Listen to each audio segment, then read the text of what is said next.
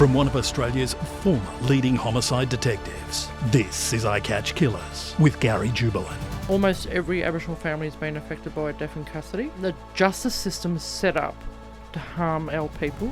You know, if they don't kill us, they're locking us up, putting us way out of sight, out of mind. We talk about Northern Territory again. You've got people getting lengthy sentences up there for unlicensed driving.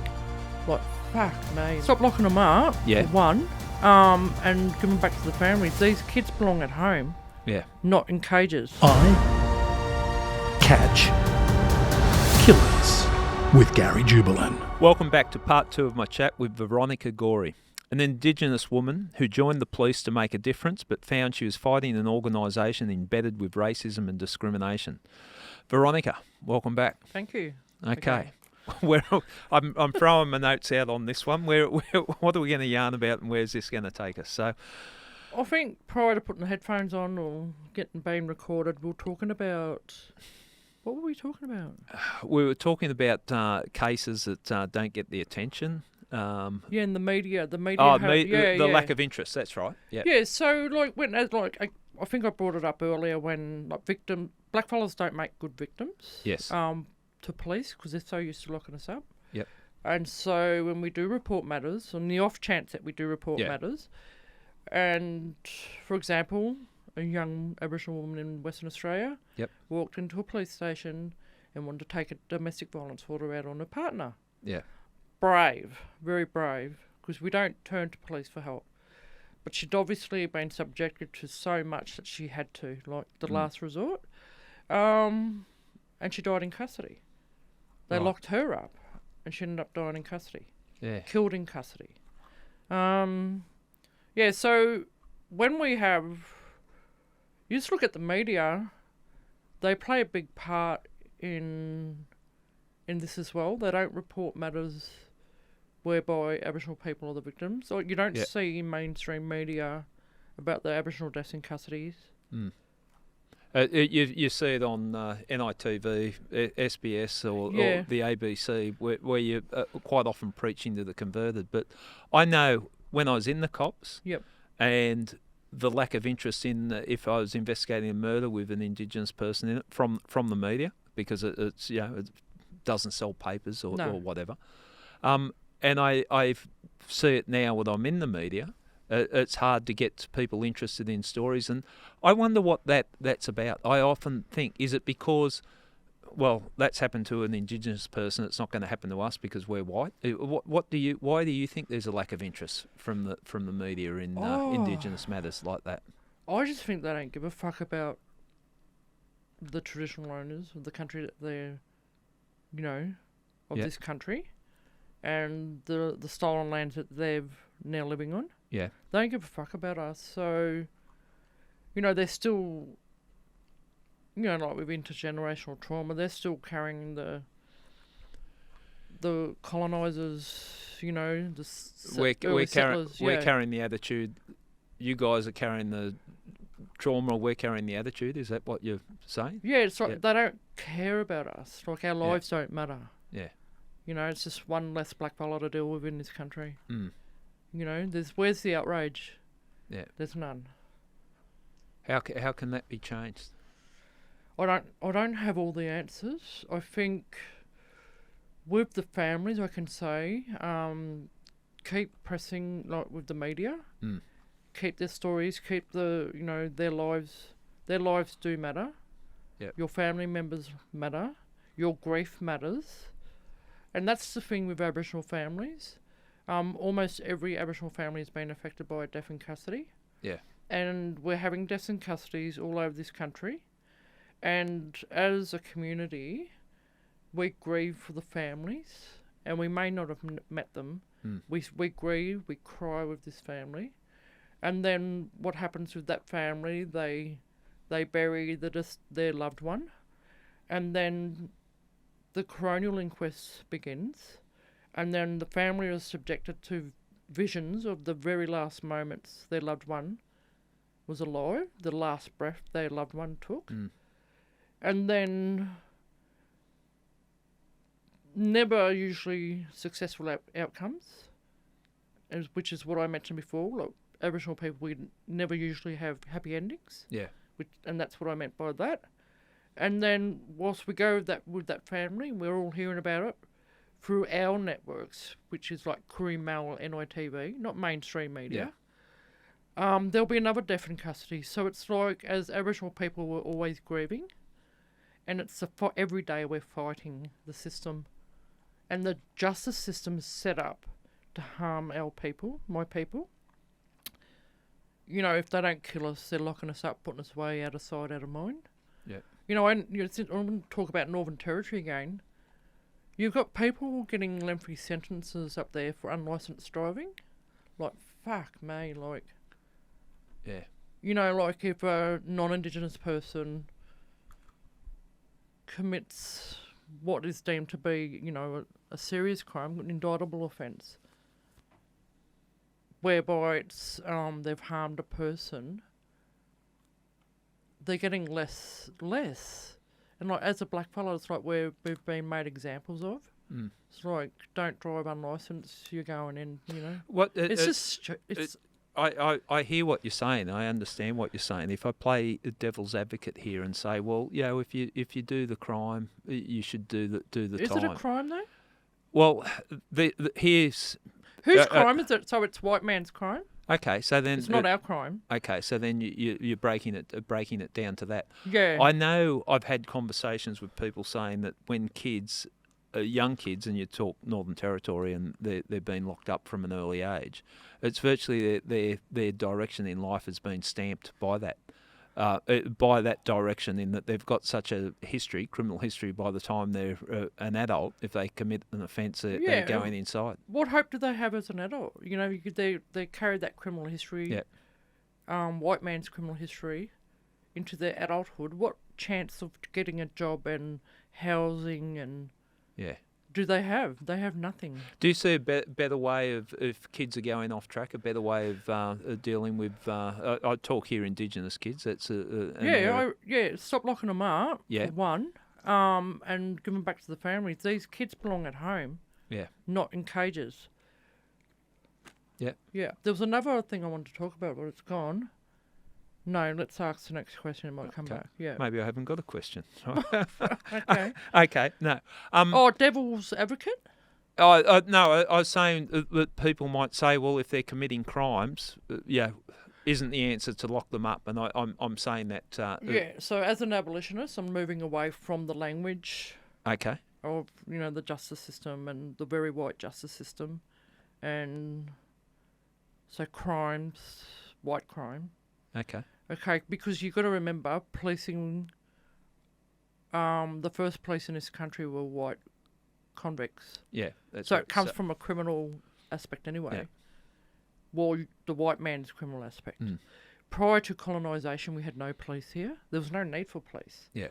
We had our own ways of dealing with matters, which we still do today. Yep.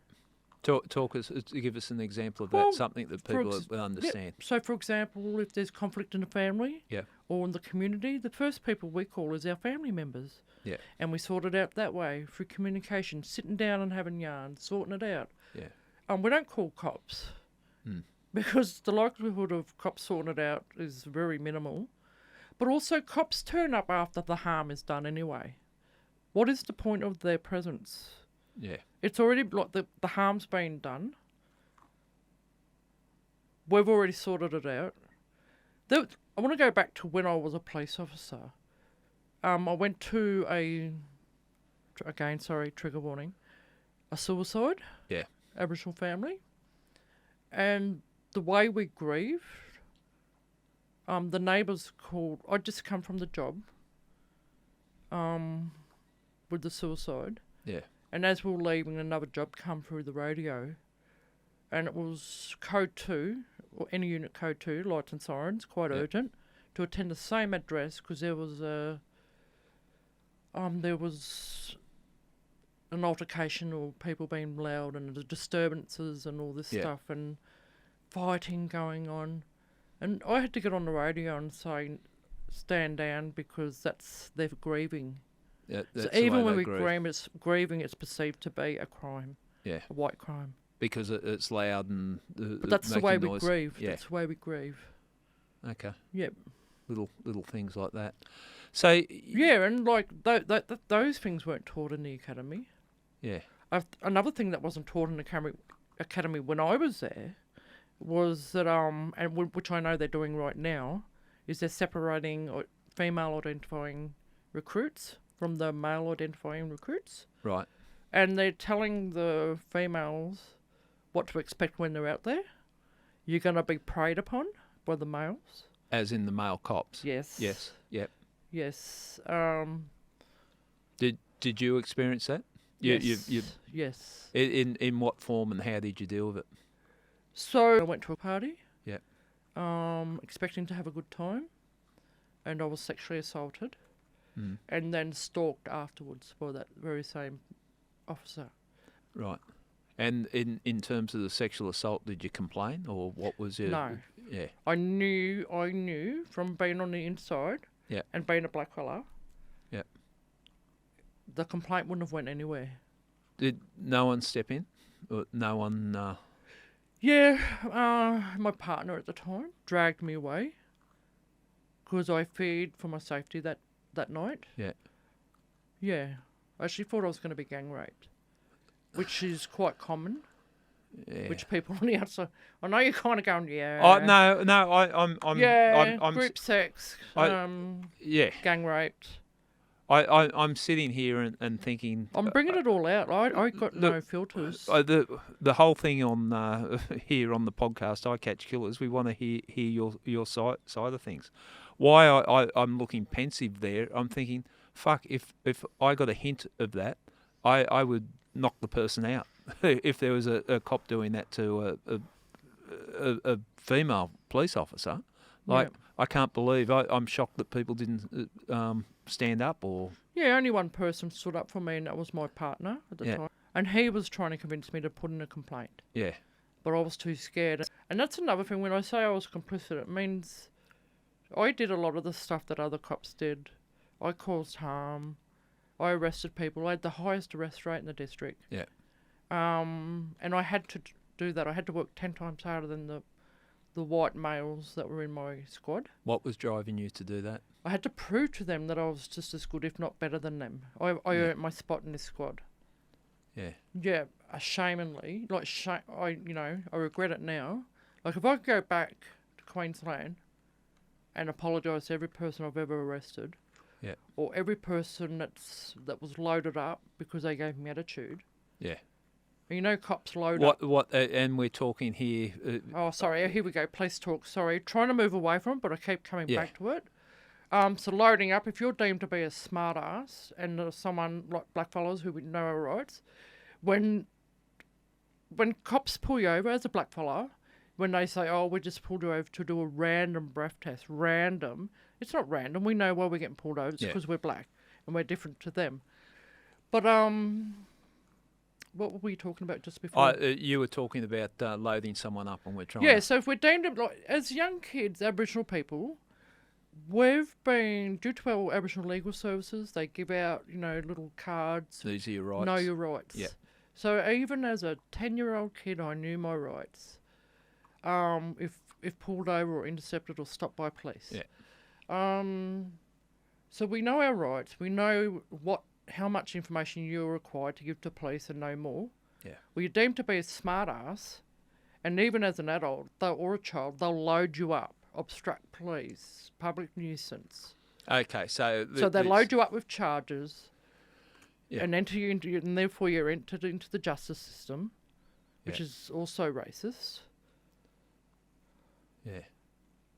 And that was your experience, and you were saying that you were part of it when you're in there? Yeah, I was complicit in that. How does that make you feel now? Shit. Yeah. Very shit. Very,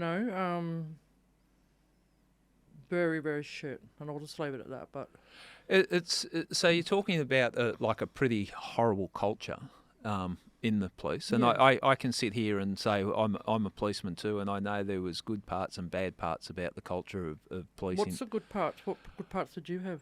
I had well, The piss-ups? no, I went through that stage, and Yeah. it nearly killed me, and I felt like leaving the cops when it was drinking every afternoon, and Yeah, and that's the thing. So I started in a squad, and it was I'm not critical of all the people. It was just the way of the land there. the culture, yeah. So Here we work hard and we drink hard, son. That's it. And big slap on the back here. Have another beer. and if you don't, so for the listeners and the viewers, every police station, every squad has their own bar. They do in with Queensland. ample supplies of alcohol. Yeah. And it would be normal for me and for other police that did 10 p.m. to 6 a.m. shifts Yeah. to have a drink at 6 o'clock in the morning or 7 o'clock Yeah. in the morning before you went home. Half of us drove home pissed, Yeah. you know. I do know. Yeah, I know you know. Yeah. So And the point is I'm trying to make is that if you didn't do that, which was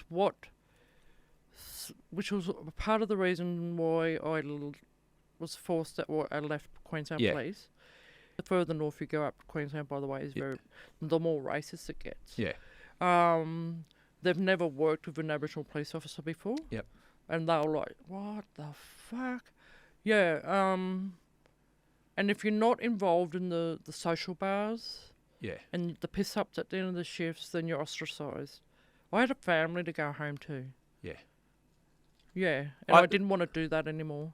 No, I understand what you say, and there was a culture, and I think it's been acknowledged that there was a drinking culture in police. In Queensland, I've been up there doing jobs up there, and the bars in the police station, like we didn't have that in New South Wales, or not official bars.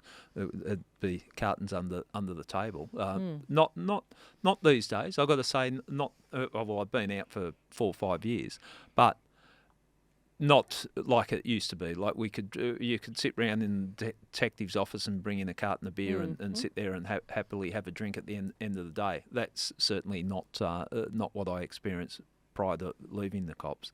So I suggest some of it's changed, but it is a tough environment. Sorry, I'm smiling. God, Because I don't fucking believe you. give But me, anyway, give me you've something. Still got, right, this tells me, right, Yeah. you've still got mates in the job and you're protecting their fucking hey, asses. let me say this. Since I left the police, Yeah. I'm not allowed to associate with police because I'm this notorious criminal. So, Yeah, which is what I wanted to talk to you about. It's like they've gone after you, hey. well, They've gone after you, you're fucked up, you're different to them, you're a different breed, so they'll find something on you, and they found it. look, I don't want to say anything. The fact that I was charged on a Friday before I met the parliamentary committee on a Monday up at Bowraville might say something. Yeah. Maybe it was just a coincidence that Yeah. it was urgent to charge me on the Friday before Yeah. I speak to the parliamentary group on the Monday. But who knows? I don't know. Anyway, you're good. You're good. Yeah, They sorry. shouldn't put 2 cops in here because you're trying to turn this into your podcast. Oh no, that's what I do. I take over. Even when Welcome I'm on to Writers' another Festival. episode of I Catch Killers, hosted Yeah. by Veronica Gorrie. Here Yeah, we go. yeah. Okay. In the cops, you would have had some fun times in the cops. Some funny incident. We've got that dark humour. Dark humour. that- Yeah, like the dark humour was like I had a double fatal and sitting in the morgue. Okay, this is dark. Okay. Sorry, go I'm on. going real Yeah, dark here. yeah.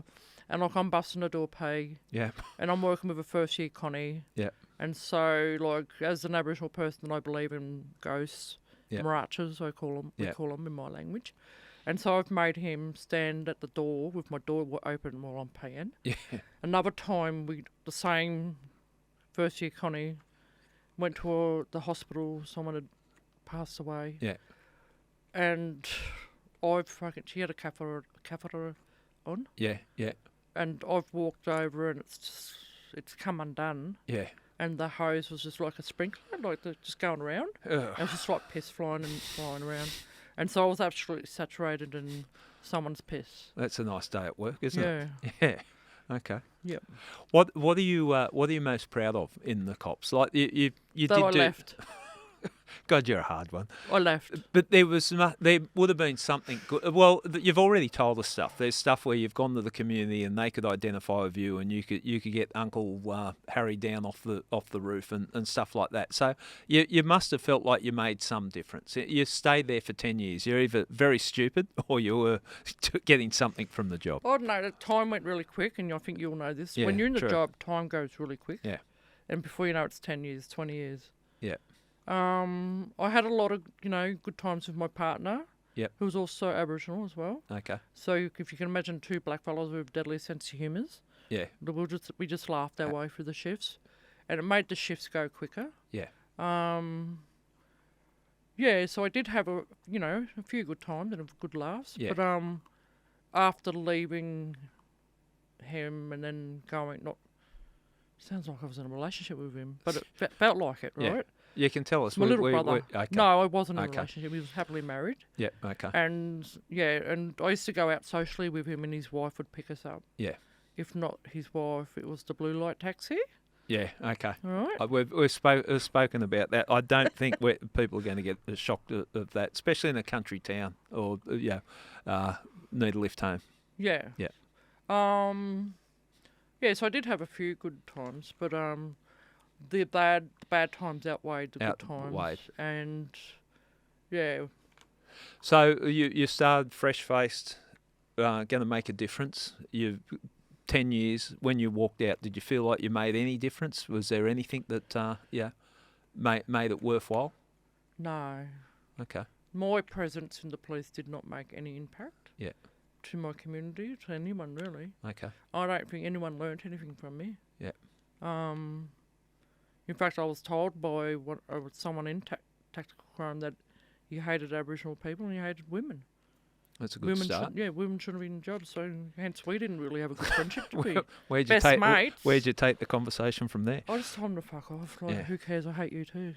Yeah. Okay, good response. Yeah, like, it's just water off a duck's back. But then I take it home, like, What I'm going home crying. Yeah.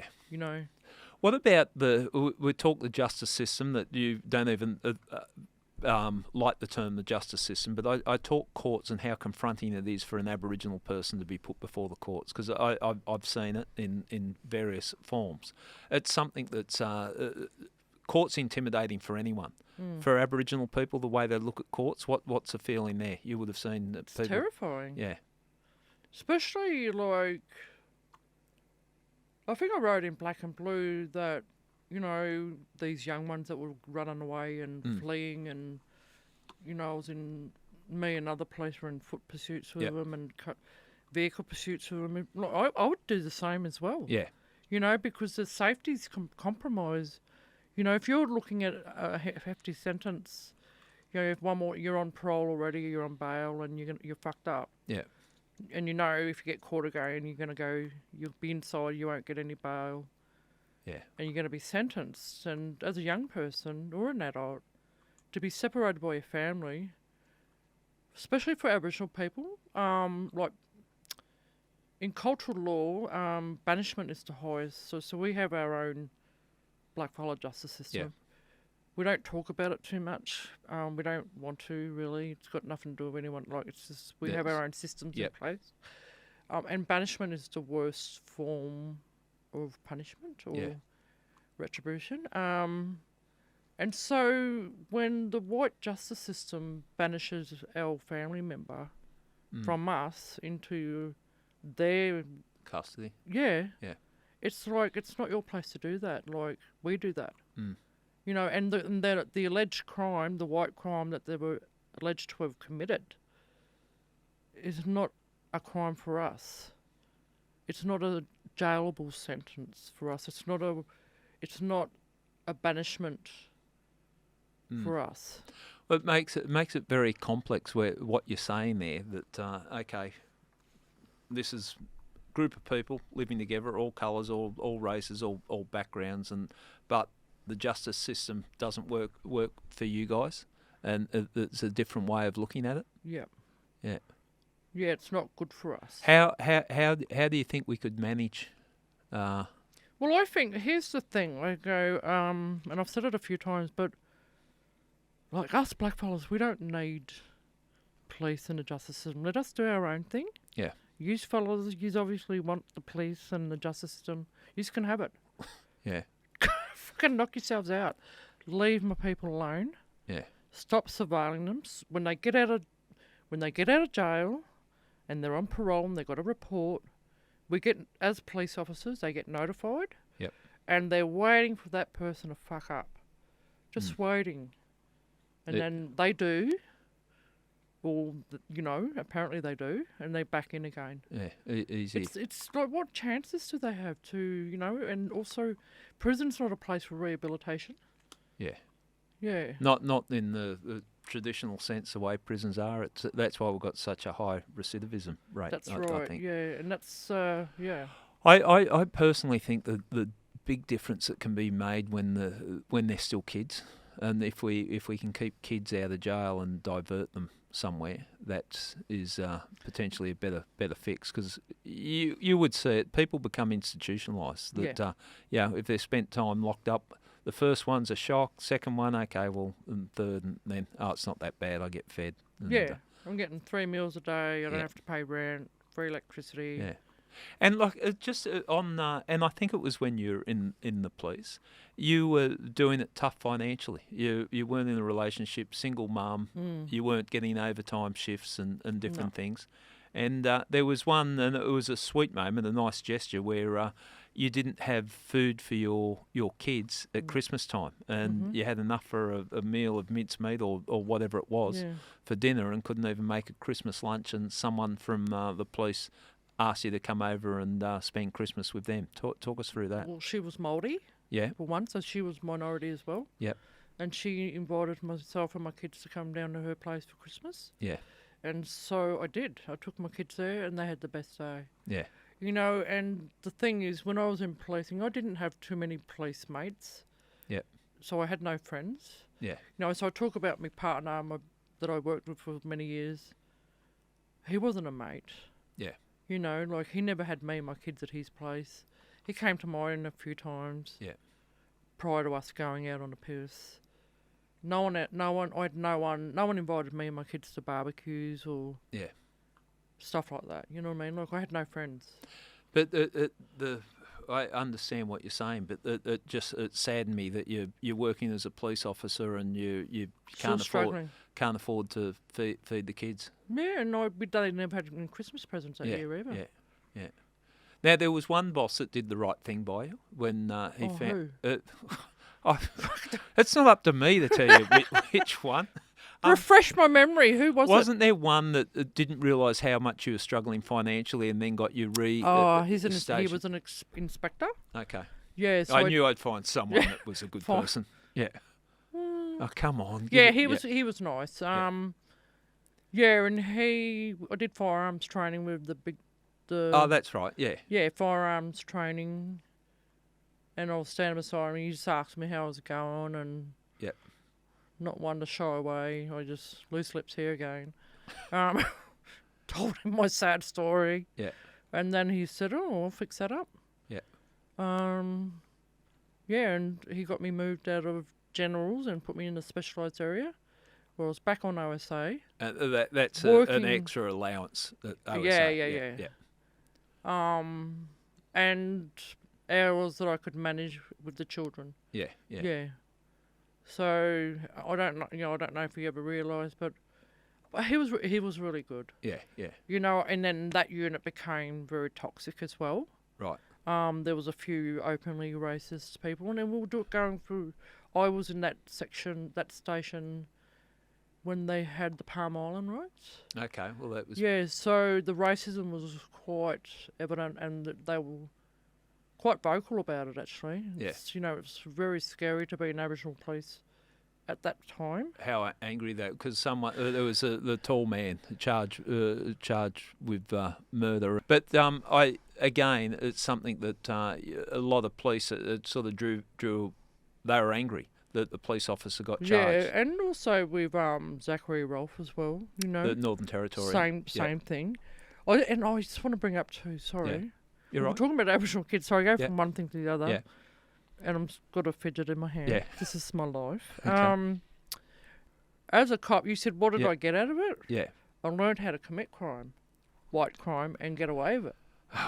I was going to finish off on the fact that we found that supervisor that was a nice cop. But look, that's a segue. We'll go into the next part. I don't know where this is going to take us, because your second book, When Cops Are Criminals. Yeah.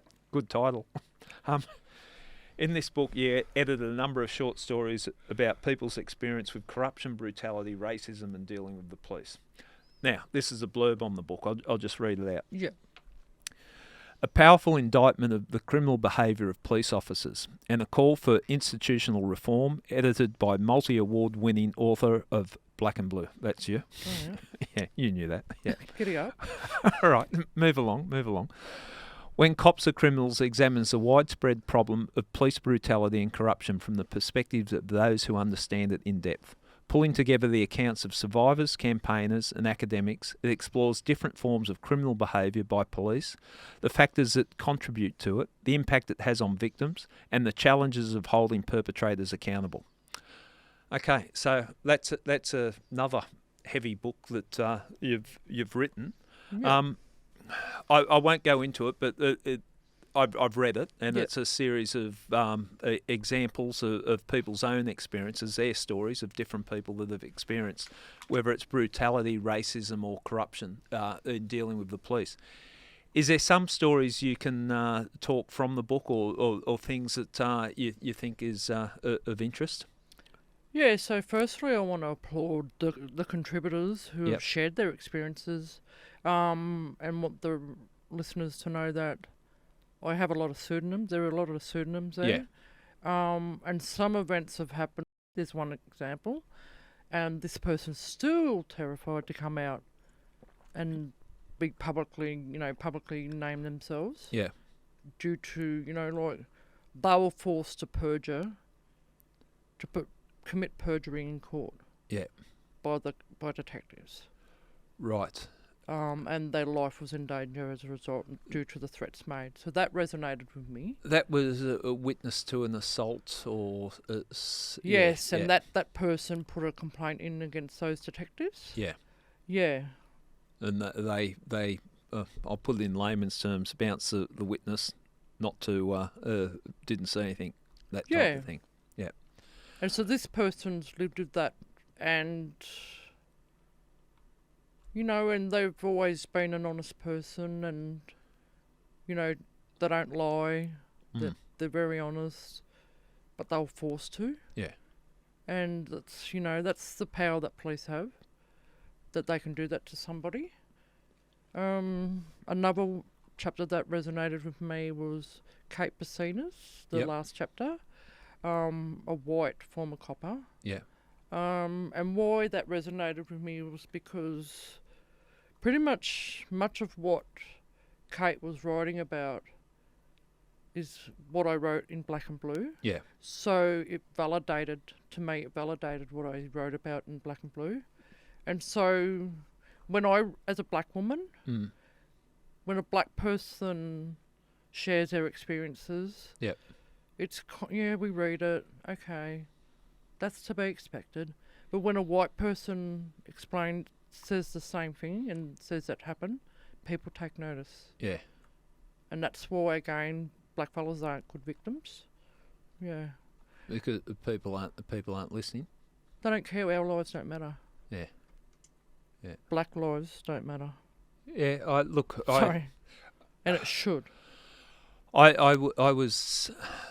think when we're talking about the George Floyd and the marching and the Black Lives Matters marches, and because I'm just out of the cops in controversial circumstances, I've been asked by the media, what are you doing here? Like, what's this about? And I made the point, well, I'm marching for a personal reason, in that I've seen Barraville, other cases as well, where the attention that should have been given to the investigations wasn't, and the point being that black lives do matter, and it should have been properly resourced regardless of who the victim is. But It's heavy reading. It's heavy reading for a cop, and it brings shame to all of us at the police. Look, and I've got to say, I'm proud of stuff that I've done in policing, and I don't think I'm the exception. There's people that I look up to that are outstanding citizens, but this is about your experience and your experience that I can't. You're a woman. You're a black woman. You're in the police,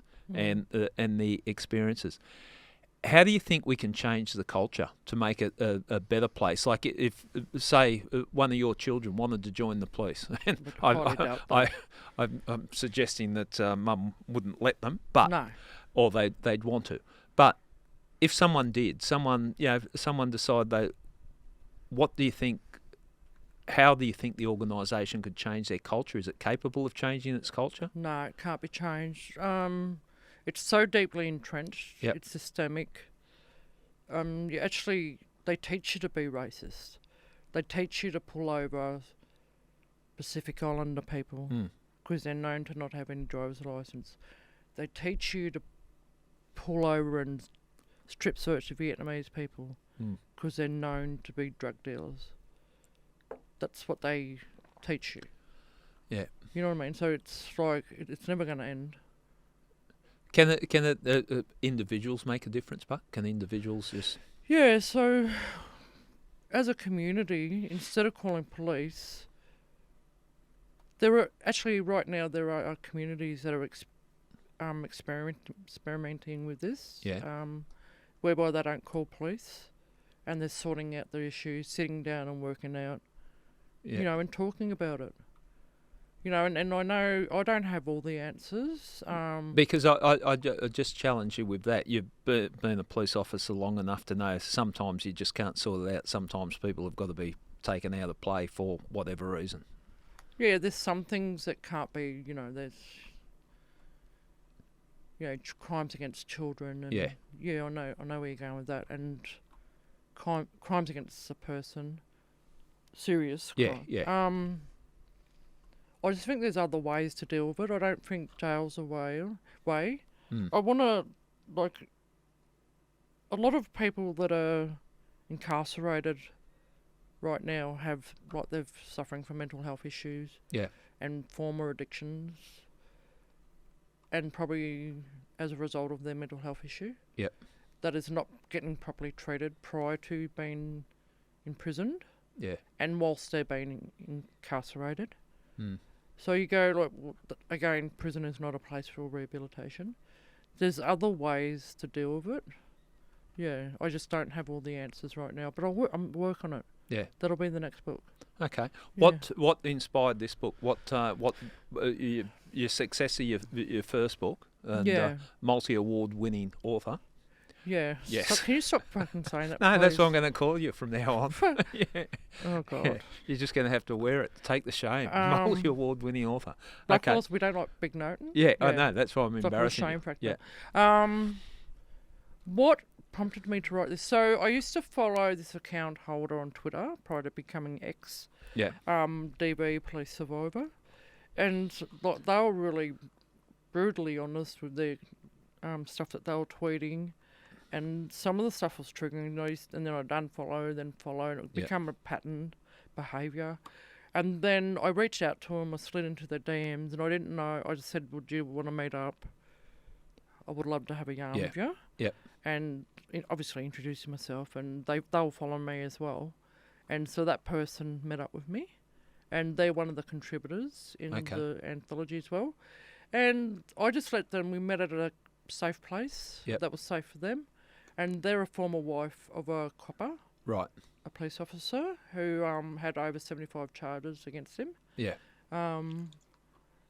Who was subjected to a lot of brutality and harm and torture, and, you know, like, this person told me the whole story, but I'd only written, you know, Portion of it. a portion of it. In there. And then I just, whilst this person was talking, I said, "Oh, if I did an anthology, would you be prepared to tell your story?" Yeah. And this person said yes. And then, so I just rang up my publishers and said, "Hey, I've got an idea for another book." Yeah. Because you never want to be that one that does it like one book wonder. Yeah. You want to try and get that second book out. Yes. I've written 2 books. Have Thank you? Christ, otherwise I would have been embarrassed. Yeah. Good on you, mate. Yeah. I've got a 3rd one and a 4th. Oh, show off. No, I don't have it. I mean, it's Yeah, in my head. in your it's head. not written yet. Yeah, okay. Well, I've started the 4th one, but now I've got an idea for the 3rd one. Yeah, okay. So I'm just waiting to hear back. Well, they generally start off with as an idea, don't they? And then it's got to... Yeah, what's your process? Because... when I left the cops in dramatic and controversial circumstances... Fucking hell. Bit of a... Yeah, fucking look fucking at me, hell. look at me. Fucking TV cameras carrying... That's what I said, fucking hell.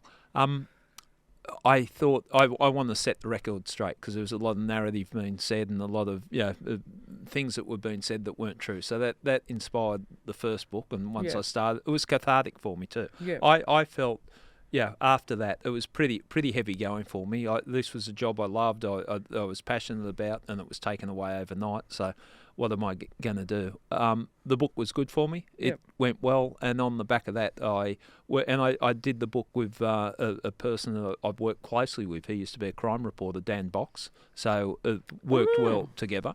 I know Dan Box. You know Dan? Yeah, he wrote Barrowville, the book too. You know, he did a podcast on it, so yes, he understood where I'm coming from, and so did that, and then we thought, okay, what have you got to say next? And I thought, well, with badness, we'll tell people what creates badness, where does it evil lurk, and sort of take a deep dark dive into that. People like reading about that sort of stuff, like Misery Loves Company. Which is probably why me and you get on so well.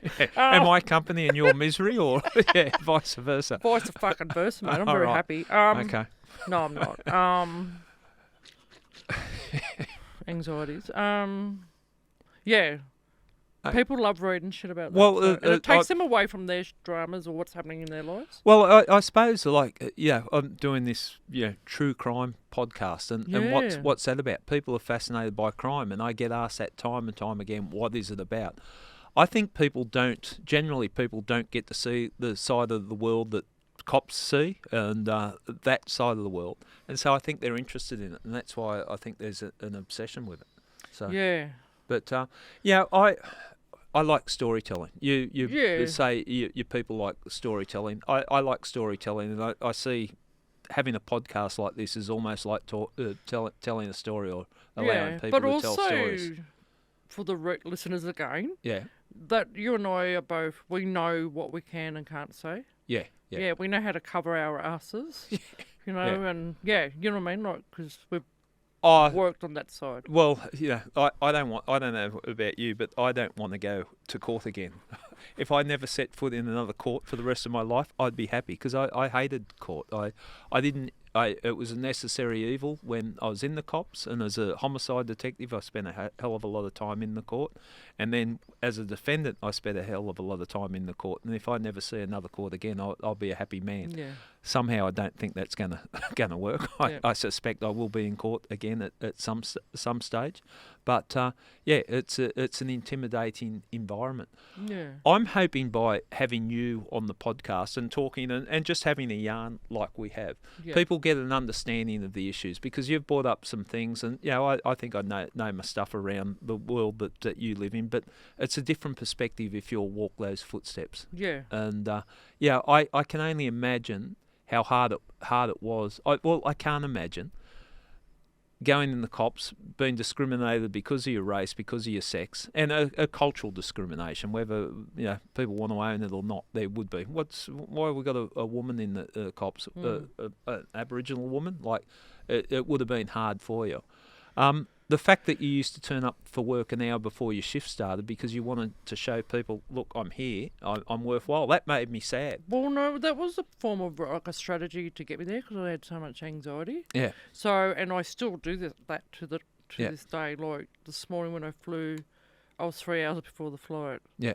So that's So, but that was one of my tactics, is to get there before them, and because if I didn't, I was ringing up and I had gastro. Yeah. And it's very contagious. Yeah. So you can't come in. But that you hated going to work that much? Hated it. Absolutely. So you're hated it. going in early just to make sure you get in there.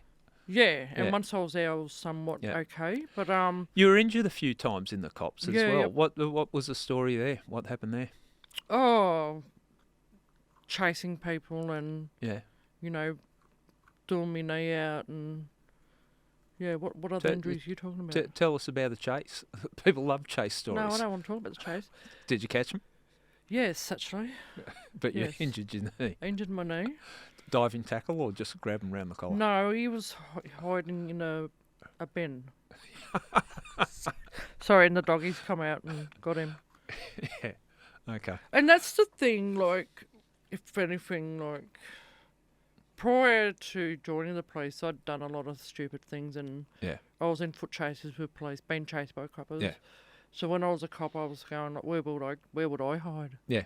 So that's why I always caught them. But yeah, I I did think a lot of shitty things though. Like I'm sitting here laughing, but seriously, it's not funny. Yeah. Yeah. Look, I don't think you should look back and be too hard on yourself. It's a culture, and it takes, it's so hard to stand up to a culture of an organisation like the police. It's powerful. It's to push back, and I feel sorry for some people that have come unstuck in the police that, they didn't have the strength to stand up. Yeah, and I just want to, sorry, another trigger warning, Yeah. but this is how much our lives don't matter. And what I want people to get out of Black and Blue, for example, is that if cops can treat one of their own like that, how the fuck are they treat my people out in the community? Well, you can only imagine, right? But when I was in a job, a young Aboriginal copper who just come out of the academy committed suicide. Yeah. No one heard about that. There was no media about that. And when a white copper committed suicide at the police station, headlines, And front page. is that will you put that down to what we talked about before? That Our people lives just don't matter. don't care. Our lives don't matter, even in uniform. Yeah. Yeah, our lives don't matter. And like when And you we know that police and other carceral agents and government officials, government companies, and welfare and all that, Department of Human Services, they have a quota to meet. They've got they have to employ diverse people. Yeah. People from minority groups, Aboriginal and Torres Strait Islander people. So we know we're just a number to them. But once we're in, we're not looked after. Yeah. Yeah. And they don't give a shit if we leave. I think I'd like to find the solutions to problems. I think it would be beneficial if you could have more minority groups in there, being Aboriginal, Torres Strait Islanders in the police. It has to be That's the beneficial. thing. Police should be representing the community that they're policing in. Yeah. And the community is not just white men. Yeah. Yeah. But I don't want to fix policing. It's never going to be fixed. Okay. In my opinion. It's never going to get better. No amount of training is going to make it better. Yeah. They're still going to target my people. I find that I'm not disagreeing. Yeah. I just find it sad that that's and where I you're understand like, everyone has different views and opinions, and that's mine. Yeah. Yeah. There's no fixing it. Okay. Yeah, there's no such thing as a good cop. Yeah. I mean, That's not. I thought I was a good cop. I wasn't. Yeah. I will see. I again, and the good part is that we can have differing views. I saw a lot of good cops, and they're still in there now. They're smarter ones and more ethical and everything else. And Well, I think I'm going to quote my oldest daughter here, who moderated my book launch. Yeah. And we did a panel with the contributors, Yeah. some of the contributors, and my daughter said probably the good cops was the lazy ones that did fuck all, well, because they weren't incriminating people and entering people into the justice system. we talked off mic about lazy cops. That's my bane of existence. When I was in the cops, they used to give me the shits that they get paid, and people would say that they work hard. I saw some people that just didn't work, and but I do. I saw a lot of coppers like sergeants and that when we're doing night shift, camping out behind a desk in his sleeping bag. Yeah. Sleeping. Fucking, and we're like tiptoeing around him. It was like, his cubby house. He was playing in his cubby fucking house. hell. Let him sleep. And then when I was a recruit, and I've written about it in Black and Blue, I worked with one of the old boys Yeah. who refused to let anyone drive. Yeah. And he slept during the shift, and we parked on the highway under the bridge. Yeah. And he's in a driver's seat, so he went back and he had a snooze for a couple of hours. And I was just sitting in the passenger seat, just looking around. To change that. All the stolen cars going past. Yeah. Look, I've. Probably not stolen, I'm just all the vehicles. Yeah. It's not stealing anyway, it's borrowing. And that's another, Okay. yeah, all right, no, you go. No, It's your show. Oh well, I thought it was. I'm giving up. Okay. No, I know what you're saying with the police, and you need the police. That's my position. You need the police. Not me, you fellas need it. Okay. Black fellas don't need them. Okay. We need it. Yeah. But I think we gotta try and stay positive. Why do you that need we them? can. Well, Why do you need them? What? Well, I don't need them now. So why you say you need them? Would you call police? Okay, this is my view. No, there you go. What do you want? This is my. Would you call police really? No, you wouldn't. I would be hard pressed. They would probably hang up if I did. This is what I think policing should be. So I'll run this past. We're going to try and bring some value to it, or something that policing should be. I think police should represent the community. So if the community, where we try to increase the arrest rates, or you've got the charts that you're trying to meet, and all this, the police should be judged on, is the community happy with the service they provide? I think that should be the simplest thing to put across. So you've got a community, you don't want police, but let's just say in the world there's police. If you're living in a community and the community are happy with the way the police are policing the community, do you think then the police have done their job? No. I'm never going to agree. Sorry, Gary, it doesn't matter. You can put but you could fucking sprinkle fairy floss and, what do you call it? Hundreds of thousands. No, what do you call it? Fairy bread. Fairy bread. I like fairy bread. So do I. Yeah. But sprinkle as much, but it ain't going to change my opinion on it, because I just know the harm that it does to my people. Okay. All right. Not just my people, but people who are minority, black and brown people from the LGBTQI plus community. Yeah. Yeah. Trans people. Yeah. Treated with so much disrespect. You know what I mean? Yeah. I still can't agree. Sorry, I can't. Can we edit? Can we edit stop. that? Can we just stop? No, I'm joking. No, I want you. I want your opinion. I can't. Yeah. I just see so much harm, and the contributors, like their experiences, and since I've written When Cops Are Criminals, I've had many emails. Yeah, I could imagine. Yeah. People want to tell me their experiences, and okay. and I want to call everyone back and email them back, but I've just been really busy at the minute. Yeah. And I feel like this should be edition 1. Yeah. Like we could go on for days, and almost every week it's in the papers. Yeah. Something that and whilst mainstream media will always say, whilst off duty, an off-duty copper. Yeah. Who gives a fuck if there's no such thing as off-duty, and you know that. Yeah. Right? No such thing. Yeah. I think it's like a paramedic or a nurse. There's no such thing as off-duty.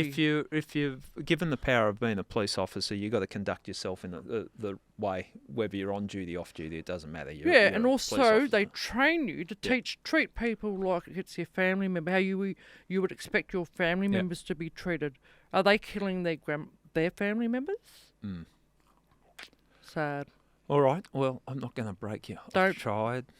It's not working. No. And again, but I don't have all the answers. But no, and look, the thing that I'm really proud of what we do on the podcast here. Yeah, I want people to form their own view. We've had a chat. People hear where you come from. The shout out to your books if you want to get a more in-depth understanding of where you're coming from and what you're about. But I respect your opinion. You're entitled to your opinion. You've been there. You've done that. And so I've seen it all. So I'm sure you have. You have too. Sorry I'm bringing it down with me, mate. We're both going to court. I'm just depressed now. They're not going to lock me up again, are they? I don't want to go to court. Yeah. Look, it's been a real pleasure. Thank you. As I said at the start, I wanted to meet you for a very, very long time. Yep. When I heard about what you're doing, and I've been looking out for the opportunity. So it's great to meet you, and Thank you you. haven't disappointed, and I've really enjoyed our chat. Thanks for having me, Gary. Pleasure. Well, Veronica's feelings certainly run deep. I couldn't convince her to say anything positive about her experience in the police. But I think it's important here on I Catch Killers that we allowed people a platform to have their say. And I think it's interesting to get a view of an Indigenous lady in the police force and the impact it had on her. I find her an interesting woman, and I think she's a courageous woman. She calls things the way she sees it, and everyone's entitled to an opinion, and Veronica's shared that opinion with us. So I hope you enjoyed it.